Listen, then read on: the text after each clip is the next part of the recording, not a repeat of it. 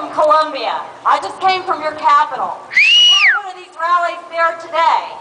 And you know what, folks? Things are bad in Washington, but I got news. They're just as bad in Columbia as they are in Washington, D.C. I'll tell you something else. The folks down there, you know what? They're going to call you all crazy, because that's what they do. And at the State House today, I could see some of those politicians standing up by the wall, watching and figuring out how to spin us as radical, nutty fringe. But you know what? What are you really here to do today? Is it crazy to ask the government you pay for to spend less of your money? Is that crazy? No! Is it crazy to want more choices in your children's education? Is that crazy? No! And you know what? It's not crazy to tell politicians they cannot generate prosperity from inside the halls of the State House. Only you can do that. So, you know what? You know what I think is crazy? And you can quote me on this.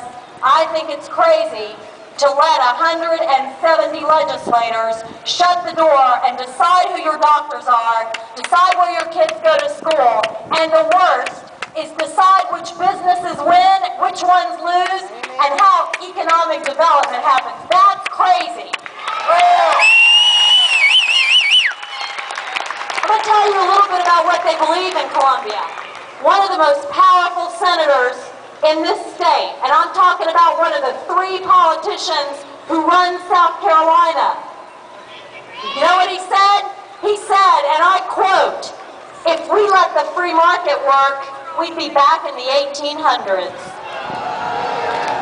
You know what? I say back to the men and women in the State House, the way you run this government, we never left the 1800s.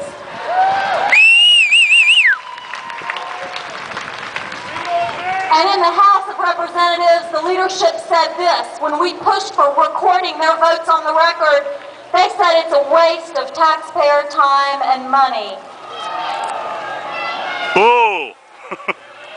You know what? You disagreed with that, fortunately, and the House of Representatives did unanimously pass a vote so that you could see your votes on the record. Now let's see what they do in the Senate. They're stalling it. Folks, transparency is a means to an end. You know what? We are not a timid public. This is not a gentle request coming from people like us asking some dictator to open up government. It's not a request. Open government is a right. It is an American right. And you have it as citizens. You are entitled to hold your government accountable.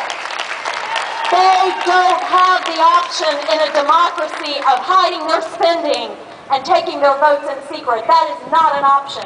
Tell them that. Make sure they know that it's not an option. American soldiers don't risk their lives to protect a secret government that cuts deals behind closed doors and spends your money. And in fact, I asked a member of the military, why did you join?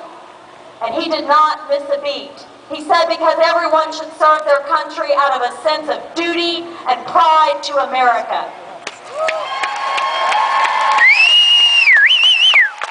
And that is the same attitude your elected officials ought to have. Our founders envisioned limited government. Their job, stewards of our tax dollars, protectors of our rights, and here you go, defenders of our liberty, and that is all we send them to Columbia to do. That's it.